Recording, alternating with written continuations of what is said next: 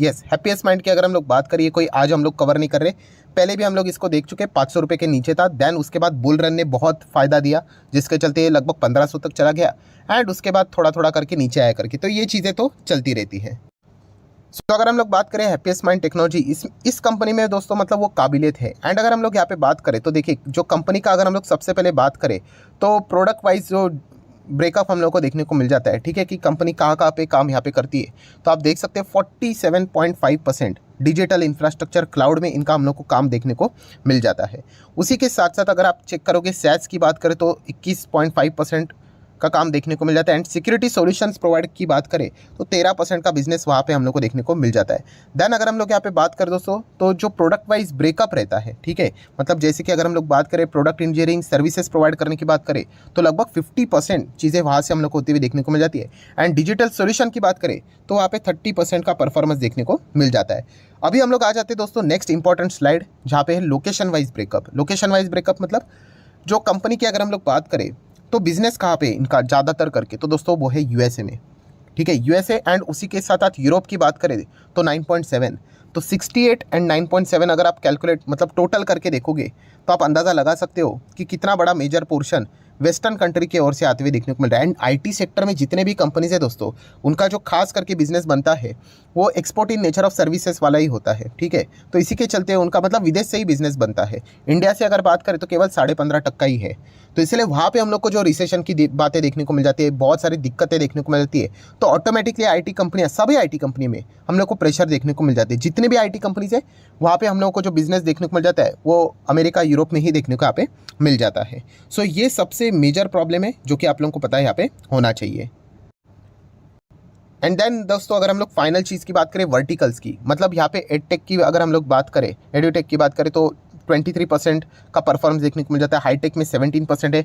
Banking financials की अगर हम लोग बात करें 12% का कंट्रीब्यूशन वहाँ से है। मैन्युफैक्चरिंग की बात करें तो 10% है। एंड रिटेल सेगमेंट से 9% से यहाँ पे बिजनेस इनका होता है। सो ये उनका पूरा ब्रेकअप है। बट अल्टीमेटली मेजर चीज़ क्या थी इसमें, यस, कि वेस्टर्न कंट्रीज़ की ओर से इनका ज़्यादा बिजनेस देखने को मिल जाता है। एंड वहाँ पे दिक्कत है, इसलिए ये कंपनी हम लोग को ज़्यादा प्रेशराइज देखने को यहाँ पे मिल रही है। बट क्या ये लाइफ टाइम ऐसा ही चलता रहेगा? तो बिल्कुल भी नहीं।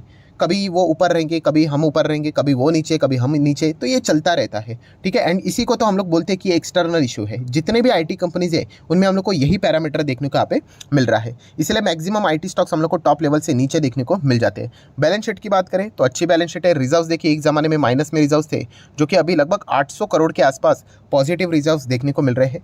कर्जे की बात करें तो 100 करोड़ का रिसेंटली लॉन्ग टर्म बोरिंग देखने को यहाँ पे मिल रहा है। एंड कैश इक्विवेलेंट की अगर हम लोग बात करें तो वो समवेयर अराउंड है 674 सीआर के आसपास।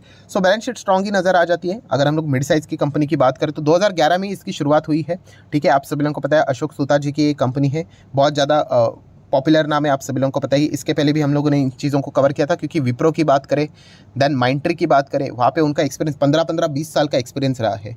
सो और ये दोनों जो बड़े ब्रांड है उनको कोई इंट्रोडक्शन की ज़रूरत यहाँ पे नहीं। अभी माइंट्री तो अल्टीमेटली एल&टी इन्फोटेक के अंदर मर्ज हो गई यहाँ पे, ठीक है। सो बताने का मकसद क्या है कि जो नाम है वो बहुत ही ज़्यादा पॉपुलर है। एंड इसी चीज़ के चलते बहुत सारे लोग इस स्टॉक के ऊपर दाव भी लगाते हैं।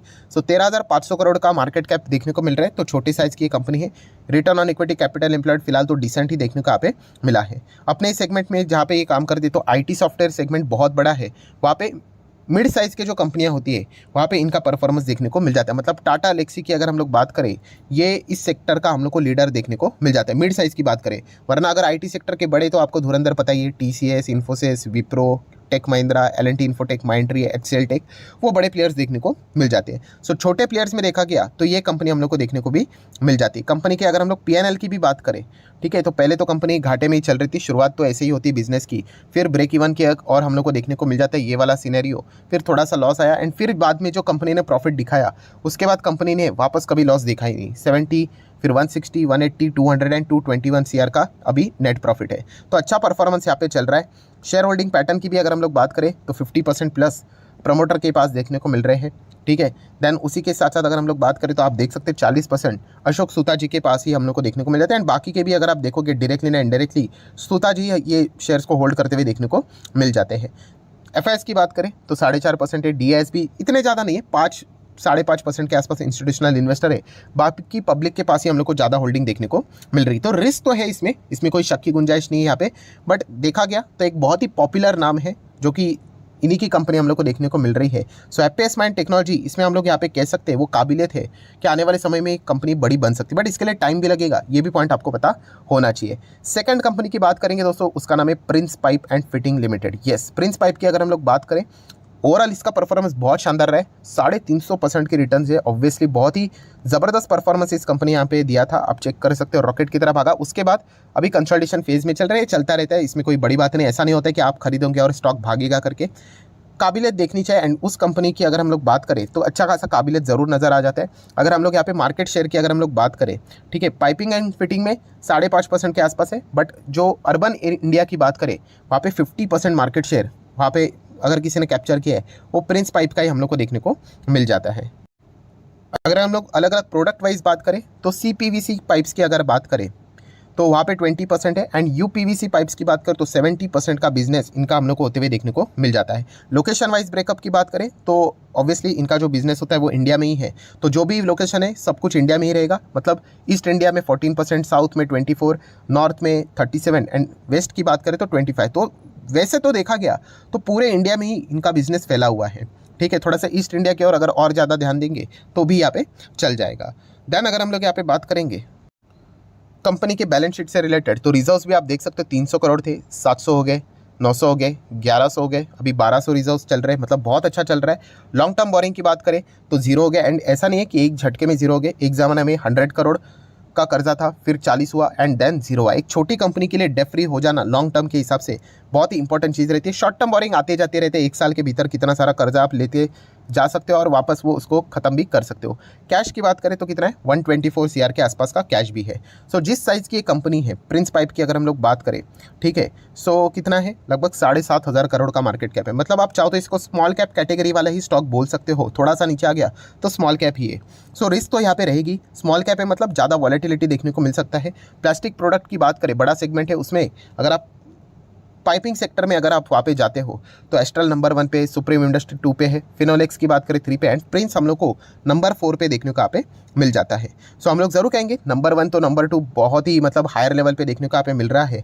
सो उसको कम्पीट करने के लिए तो बहुत टाइम यहाँ पे लगेगा, बट येस इसमें वो काबिलियत नज़र आती है जो कि हम कह सकते हैं नंबर 1 नंबर 2 पे जाते हुए ये स्टॉक देखने को मिल सकते हैं। देन ओवरऑल PNL की अगर हम लोग बात करें तो वो भी आप देख सकते हैं 16 करोड़, 30 करोड़, 70, देन उसके बाद 80, 100, फिर 200, फिर वापस 250, फिर थोड़ा सा नीचे आ गया। एंड फिलहाल हम लोग यहाँ पे कह सकते हैं कि इनका प्रॉफिट थोड़ा सा मतलब हम कह सकते हैं EPS 20 से 10 के आसपास देखने को यहाँ पे मिल रहा है। सो इसके पीछे भी रीज़न है, इंटायर इंडस्ट्री हम लोग को डाउन ही देखने को यहाँ पे मिल रहा है, just because of raw material के दाम हायर लेवल पे जाते हुए देखने को मिले थे, तो अर्निंग के ऊपर इंपैक्ट होगा ही होगा। सो लॉन्ग टर्म की बात करें तो इस कंपनी में वो काबिलियत नजर आती है, तो इस हिसाब से आप स्टडी कर सकते हो। Share holding pattern 60% promoter, FIs 6%, DIs 16% and public 16.5%, ठीक है। तो ओवरऑल अगर हम लोग इन दोनों कंपनीज की बात करें तो जैसे कि अगर हम लोग बात करें पोटेंशियल ज़रूर है इन कंपनीज में, अगर आप लॉन्ग टर्म का विचार करना चाहते हो एंड रिस्क लेना चाहते हो इन सेगमेंट में, सो ये कंपनीज की ओर आप यहाँ पे ज़रूर देख सकते हो। वरना टाटा लेक्सी तो है ही IT सेगमेंट में, एंड अगर यहाँ पे देखा गया तो एस्ट्रल लिमिटेड है ही, ठीक है। बट थोड़ा सा अगर आपको रिस्क लेना है तो इन 2 कंपनीज के बारे में आप चाहो तो विचार कर सकते हो।